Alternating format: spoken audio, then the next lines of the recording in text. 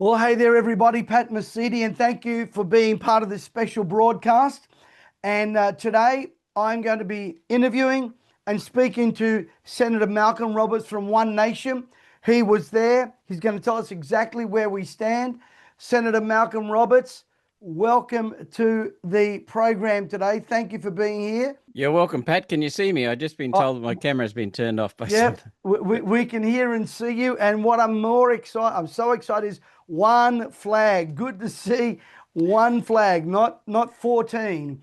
How many And flags have we got, mate? That's just one, isn't it? me, I've only got one flag around my house. That we're not having 14 flags. I didn't have the Italian flag here, but thank you, Senator, for making time. And let's get straight into it. What the heck happened yesterday and the day before?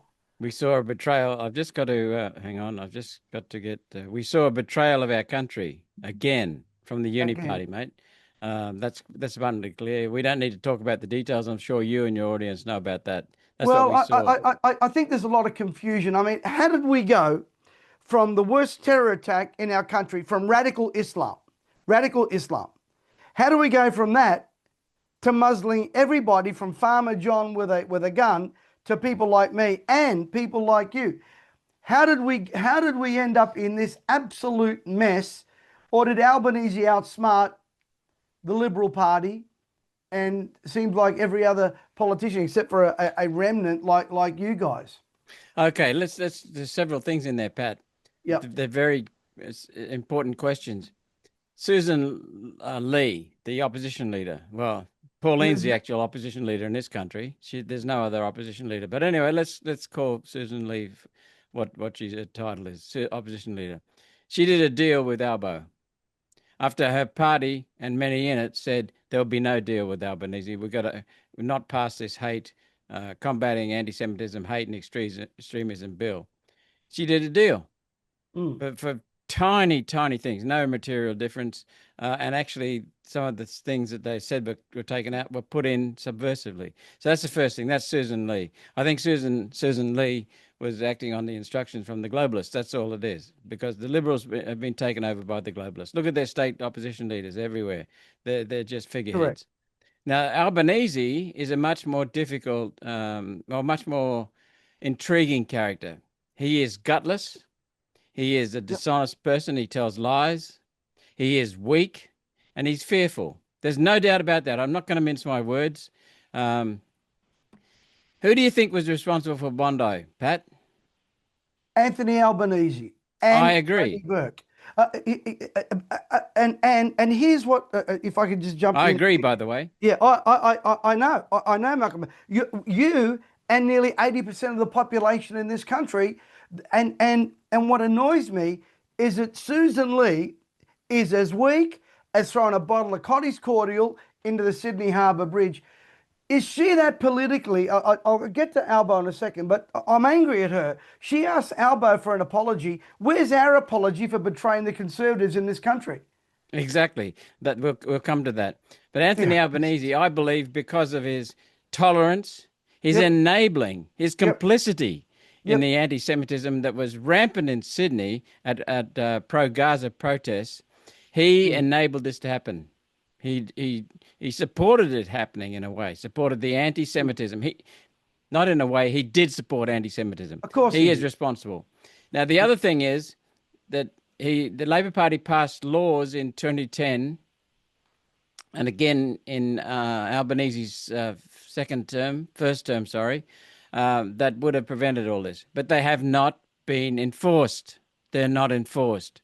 That's the second thing. The third thing is that he's deflecting from his absence of leadership and his responsibility for Bondi.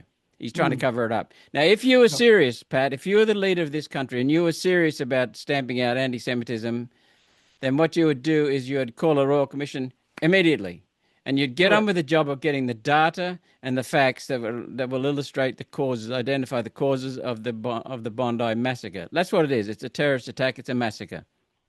Mm. He ummed and ahed and kept on going and going, saying there'd be no royal commission, no royal commission. He went on for so long, and then when he was under pressure to call that royal commission, he had no choice. He called it, and he claimed that he's at a record-setting He called for a royal commission in record time. Another fabrication. The man is a liar. The He man is. is a con man. And what we've got now is that he's deflecting from his absence of leadership. He's trying to hide his ministers and himself from scrutiny because Mhm. he is culpable, his ministers are culpable.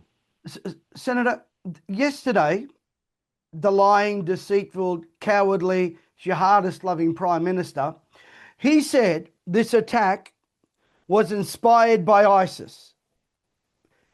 But I have a question to ask him, and I want to know why Susan Ley, in her incompetent ability to debate, why didn't she ask this question? Mr. Albanese, who brought in ISIS brides? Exactly. And not only that, we know who brought them in. It was Tony Burke. He Correct. enabled them, he supported them, he brought them in. And Pat, he kept it secret. He kept it Correct. secret. As they were flying over from wherever they came from, the Middle East, Syria, I think it was, they were denying it still that they were bringing them in, but they enabled it and supported it. And And now being funded by us, the taxpayer, in apartments, and God knows where they are. They could be in the eastern suburbs for all we know. I mean, why? I don't understand. And I'm angry at Susan Ley. She needs to step aside. And by the way, I'm not happy with Andrew Hastie either. What in the world happened? What deal could they possibly cut, Malcolm, that would benefit Australia? They threw us under a bus. well, Pat, that's another very good question because there's no simple answer other than if you look at what supposedly happened to water down the bill, they took out the racial vilification, which in some ways they put back in a hidden way. So they didn't get much of a deal. They got one note, one clause saying that that they wouldn't that this wouldn't interfere with political expression. Right? That's one note. Yep. But there's another place further down. Sorry, before that, that they've got possible inhibition of suppression of political expression, and there's no such note. So they've got bugger all. Yep. And what I think happened is that the Liberal leader was told by the globalists. The globalists run the Liberal Party. We know Of that. course they do. They're very, very strong. They're picking more and more woke people to represent Liberals in Parliament, getting rid of the true Conservatives, getting rid of the true Liberals. And Susan Ley just capitulated to those instructions because you cannot justify the changing of position on the Liberals based upon the deal that was done because there's bugger all done. I am confused and angry, as many Australians are. Firstly, and I forgot to say this, congratulations on One Nation. Congratulations on One Nation, Malcolm, to you and Pauline that we love. We're so grateful for you guys. But Andrew Hastie, I thought he was an outstanding young man. He promised he wasn't going to fall for this. He publicly said, I'm not supporting this bill. And then he does a backflip. He committed to not supporting the bill. Correct. What happened? Well, I think the same answer applies to, as I just said to Susan Ley. Maybe, and some of his apologists are coming out with this little story that Andrew Hastie was against it, but he had to show the voting members of his caucus that he's not a far right extremist. So therefore, he supported the bill. That's not my view. I hear you. That's a plausible view from some other people, but that shows weakness, incredible weakness, if that's true. But I'm not saying it is true because I don't know what Andrew actually did. I do know that Liberals are smashing him on his Facebook page. We do know that I was told by one of my staff that there's a page for Andrew Hastie to become opposition leader. They're now saying never will he become opposition leader. Well, he won't be getting my support after this thing because, Malcolm, I want to ask some questions because there's a lot of people jumping at ghosts out there, and I'm concerned. Albo obviously put a wedge in the coalition, no doubt about it, and he's cunning and deceitful. He is cunning. He's a cunning politician. I mean, they like to be seen to be doing good, not to actually do good. What he's doing is he's covering up his culpability for Bondi. He's covering up his minister's culpability. He's covering up the fact that he won't name Islam Correct. as the root cause of all this. He's covering that up Why?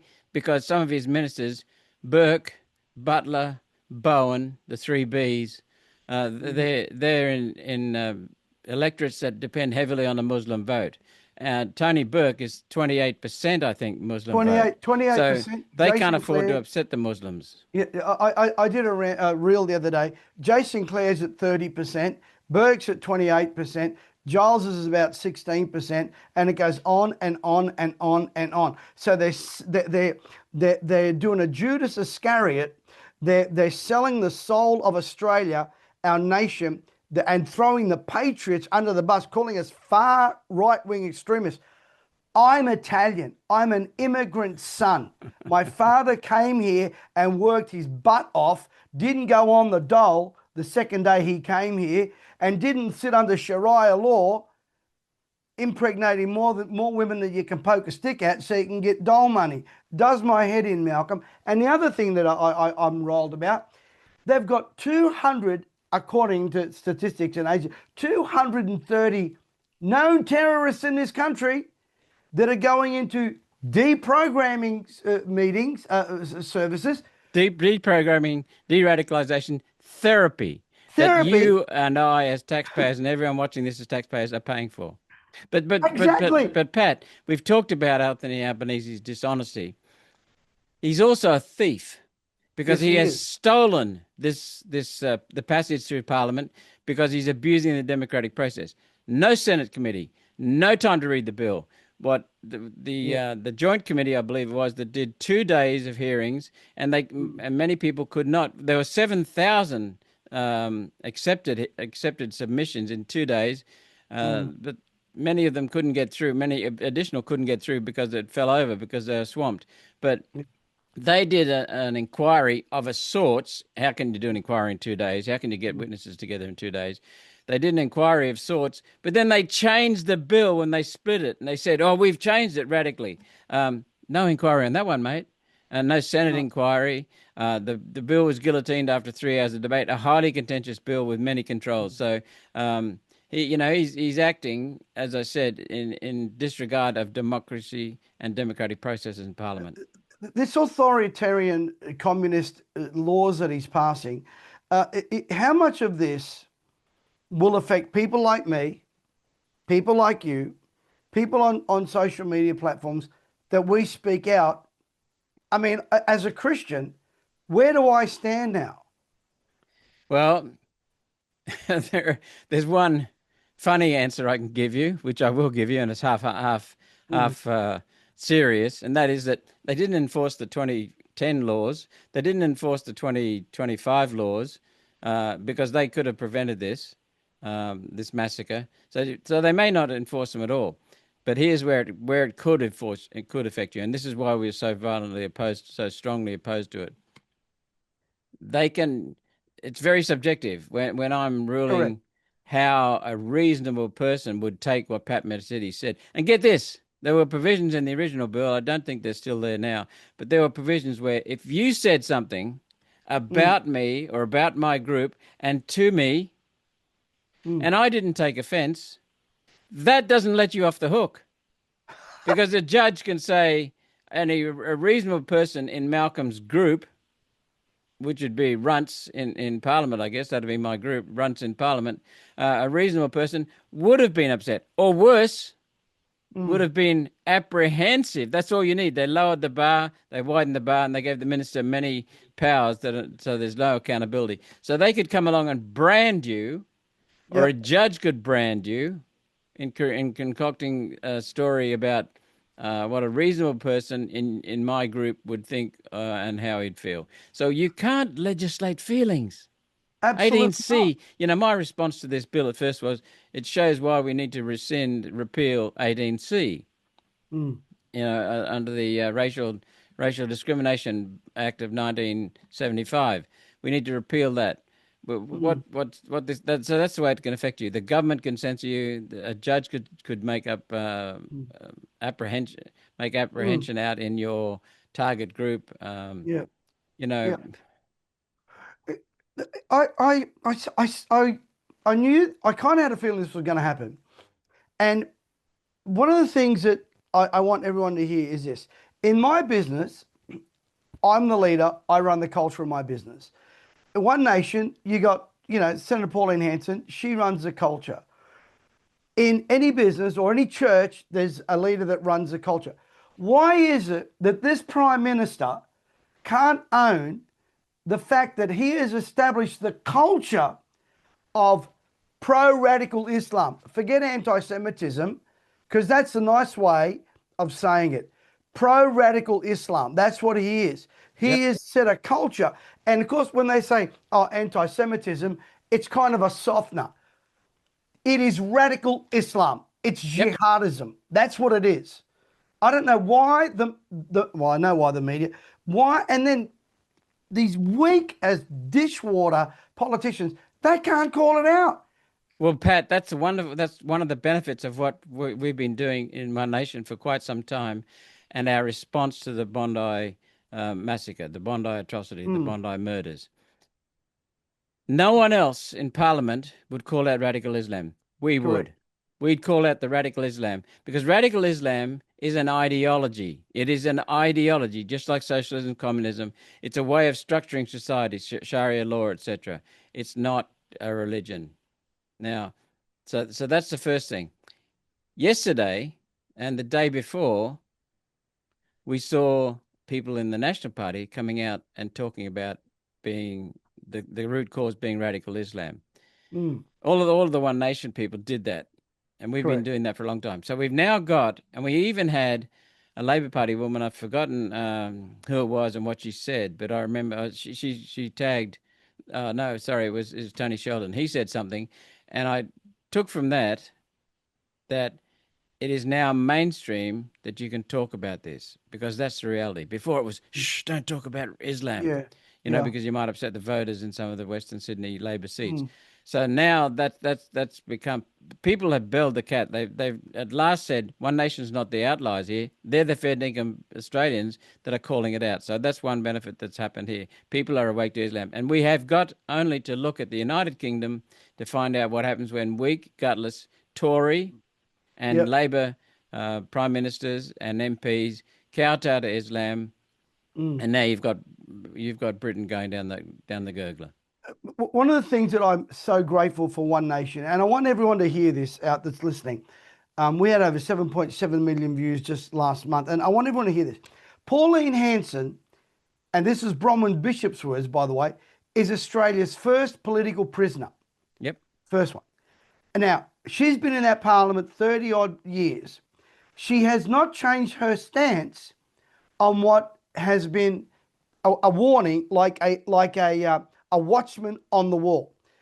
Malcolm, this surge in One Nation, which I pray we get more and more. I want everyone to get and support One Nation. Don't just say, yay, One Nation, support them. Send them financial support, get involved, get behind them, because as Malcolm said, it's either One Nation or no nation. But here's my question. Without being, looking for demons in corners, how much of this Susan Ley Albanese corporation, how much of this corporation and collaboration, how much of this is a fear of the rise of One Nation in the political spectrum in this country? A lot of it, a hell of a lot of it. Yep. You correctly said that, quoted Bronwyn Bishop saying that Pauline Hanson was the first political prisoner in this country. That is absolutely correct. They tried to throw her in jail. They trumped up charges. She was let out in appeal. But you're correct. The second thing they did to her was that the Liberal Party and Labor Party infiltrated party branches of One Nation in this state in Queensland and destroyed it from within.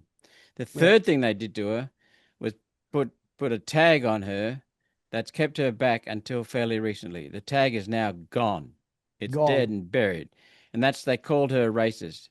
Now, she's never uttered a racist word. She doesn't believe in racism. She's the complete opposite of racism, because she says she advocates treating everyone based upon their universal human needs. That's Pauline. She's never been racist. But the reason they tagged her as a racist, Pat, was so that people wouldn't vote for her. People would think she's a disgrace. Now, they just wanted to leave the message out so that people just saw racist. But the other thing is they were in cahoots with the media. The media picked up that tag, even though no one's ever said why she's a racist. Never given any evidence. Now, when you think about that, you've got the Labor Party, Yep. Beattie as the premier, concocted the story. You've got the Prime Minister, the Liberal Prime Minister, Beattie was Labor. You've got Liberal Prime Minister Howard colluding, working their parties colluding on how to get rid of Pauline. You've got the media involved. What does that tell you? That tells you they were terrified of her because she went from nothing in the Queensland state parliament to 11 overnight. And then when she was thrown in jail, they were white-handed and destroyed. But the point I'm getting to is we have been governed by a uni party, Yep. Liberal Labor. Their policies are almost identical. And what they could fear was that Pauline Hanson was the first and strongest party to come along and be an alternative to the uni party. They had to get rid of it. That's why they work together. The motive is there. The means are there. The evidence is there. One of the things, and if we could have just a few more minutes. Oh, by the way, Bronwyn Bishop said something else too. I understand, yes. Pat. She said that the reason Pauline Hanson party is rising in the polls is because they've got bloody good policies. Exactly. Listening to the people. That's clear, accurate, decisive. You don't know whether Susan Ley is. I don't know what she is. I have no idea what she is. She's certainly not a conservative. I know what Albanese is. This is me, not Malcolm Roberts. I believe he's a communist. He's at least a communist with lipstick on. Socialism, communist. I mean, you look at his history. Pat, he's out of touch. He's worked for 12 months, I believe, in the community, in a bank, I think, or something like that. That's it. The rest of it's been in the party. The rest of it's been in politics. And he's learned how to tell a story that masquerades the reality. And that's not what you want. And on top of that, he's weak. What you need is someone. Look, I'll tell you a story. I put up a post about Islam from someone that I saw on their X page, and I really respect this person, and they're normally 100% accurate. So I reposted it, and then I was told by someone a couple of comments on my post, it was on X, that it was wrong. So I got it checked out. Sure enough, it was wrong. So what did I do? I took the post down on Instagram, Facebook, and X and apologized and said I made a bloody mistake. You know the comments I got back? Mate, it's so good to see a politician apologize. Absolutely. So good to see just own his responsibility. Absolutely. And I didn't dump it on the person. I haven't mentioned their name because that was still my responsibility for checking it. I was so convinced of this person's accuracy that I thought it'd be fine to post. So next time I'll check with them. We have, as politicians, not you guys, a bunch of elites rather than servants. They're supposed to be the servants of the people, but they're not. They're lords, absolute lords.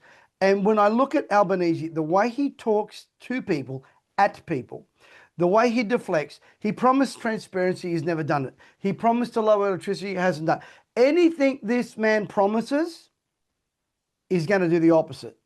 It's like, we're not going to have a Royal Commission. Now we've got a Royal Commission. Now, I want to ask you a question. Hang on, Pat.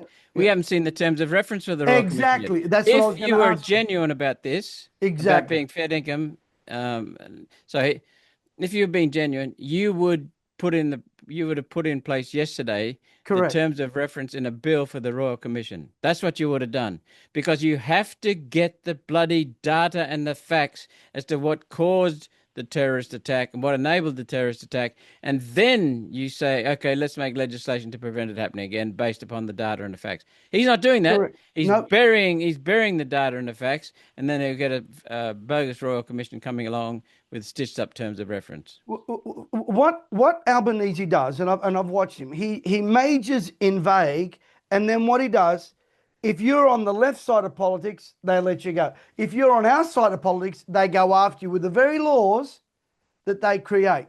That's what he does. The left look after themselves, and then they attack us. How many of these grubs down in Lakemba and everywhere else were arrested and put in prison, or any protesters? None. But Jewish people arrested. Well, Pat, I'm that's a confused. really, really interesting point you make, and I'll get onto several points in my response. I'm told that where the the terrorists were inspired by, trained by, that place has been shut down. Oh Lord, yeah, Why can't they shut down the others? That's the first exactly. thing, okay? The second thing is Anthony Albanese has had massive decrease in the polls and approval rating. If you notice, a week after Bondi, they had a what is it? Light trumps darkness, whatever it was. Yeah, yeah, Light over darkness. Light defeats darkness. yes. Vigil at Bondi at the park there. Mm. Anthony Albanese apparently tried to speak, and he was booed. Was Not a boo gentle boo, a resounding, ongoing boo. It was correct. heartfelt and sincere. That boo reverberated around the country.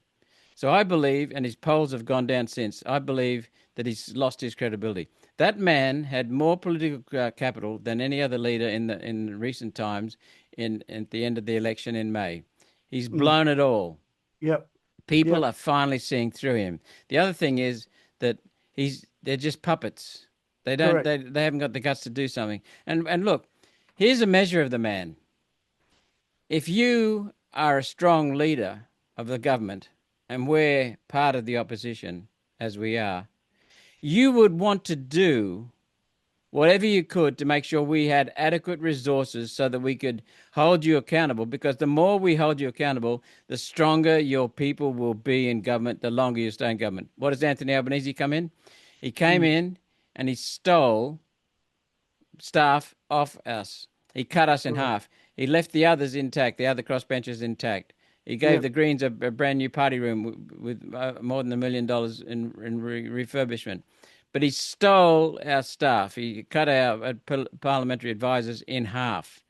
That Mm. is a sign of a very gutless man. That is the sign of a man who doesn't understand that he has to serve the people and he should be on his game. And we need people like One Nation to hold him accountable to make Correct. them better, make him a better servant.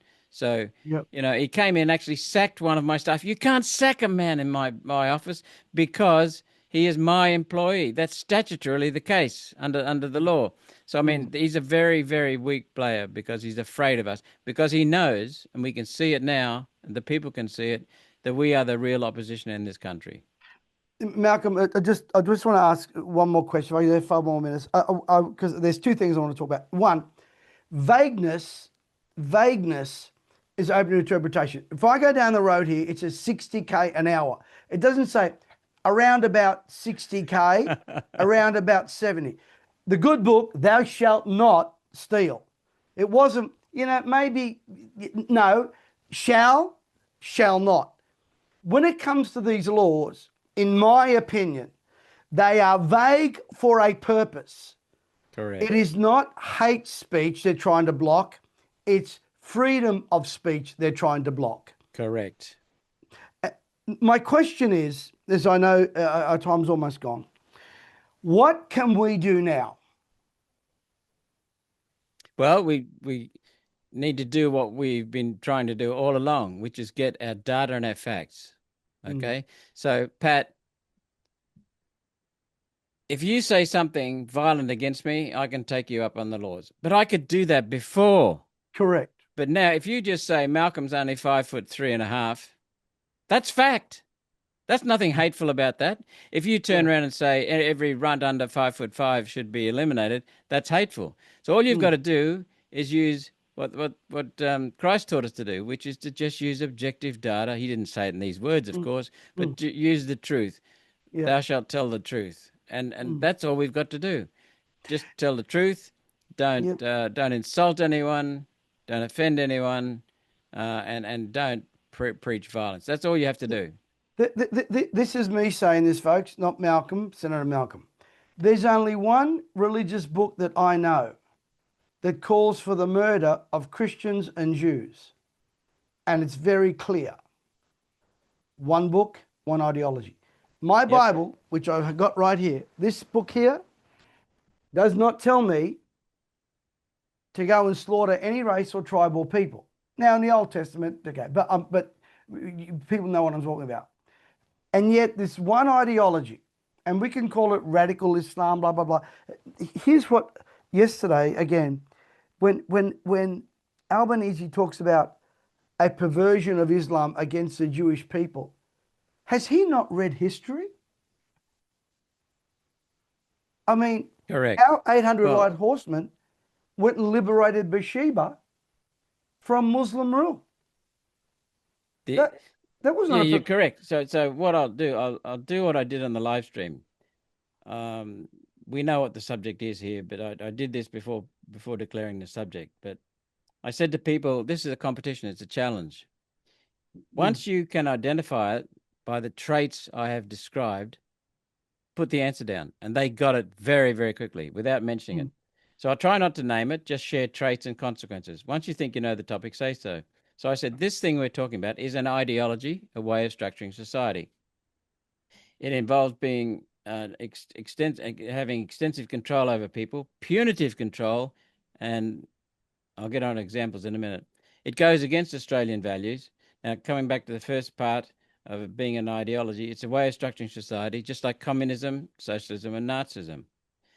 It depends upon control over people, violence, and is punitive. Control uses control of thought, belief, and action using fear, violence, and cruel physical punishment.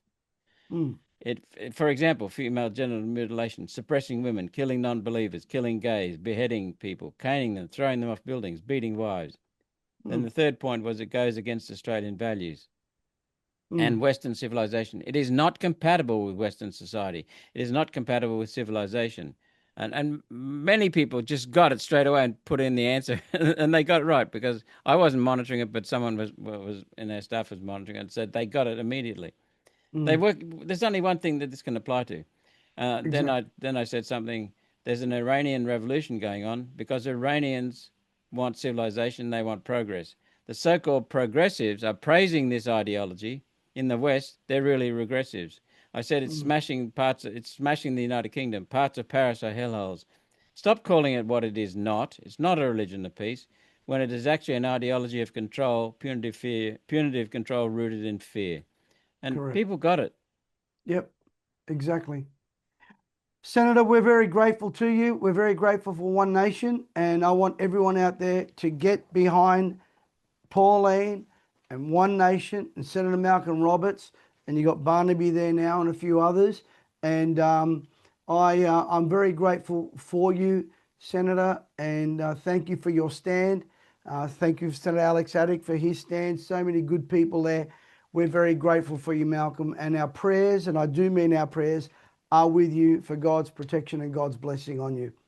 Thank you, Pat, and thank you so much. We appreciate independent news media like yourself coming up and taking on the big boys, taking on the globalists, Big Brother media, taking on the anti-social media in the social media. They're actually anti-social, but we've now got truth coming out and people starting to wake up because of people like you. So thank you so much for what you're doing. Keep going. Thanks so much, Malcolm. God bless you. And Senator Malcolm's got stuff on, so we'll let him turn his camera and video there off. But I want to speak to you guys as to every one of you in this community.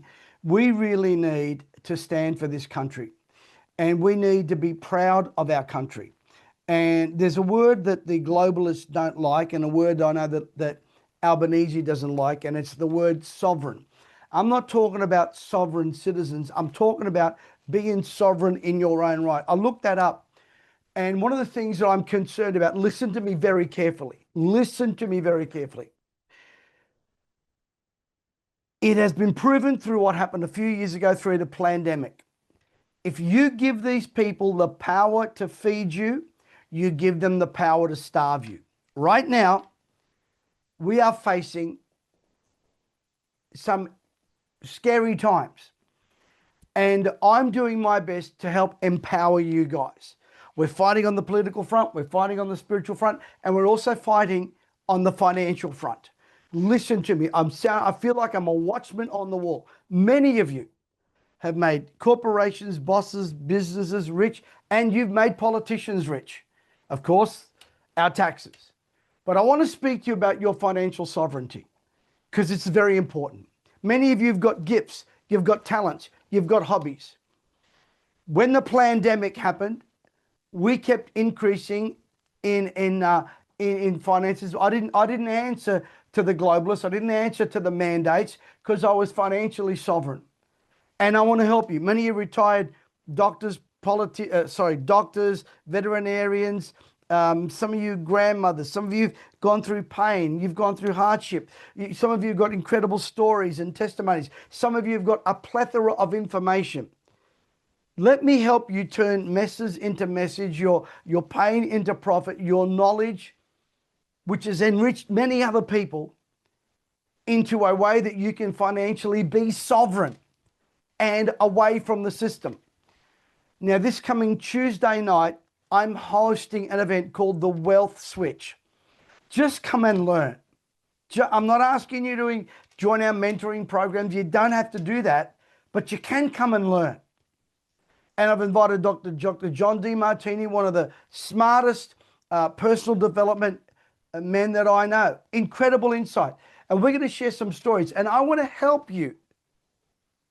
If you resonate with what I'm saying, listen, if you resonate with what I'm saying, I'm going to ask you to register for this event. We've got hundreds already booked in. And it's free.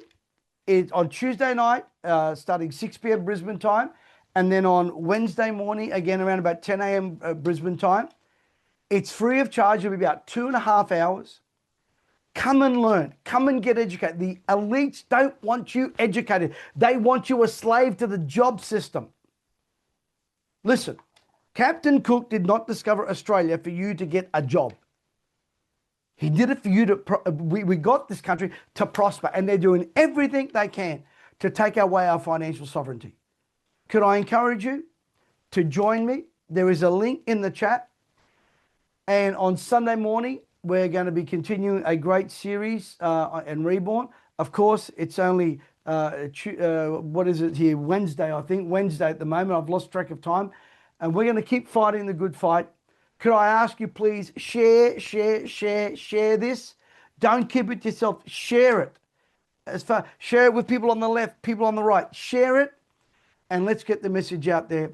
Thank you, and God bless you. Click on that link and register, and let's help switch that wealth switch inside of you and become financially sovereign. Thanks for tuning in.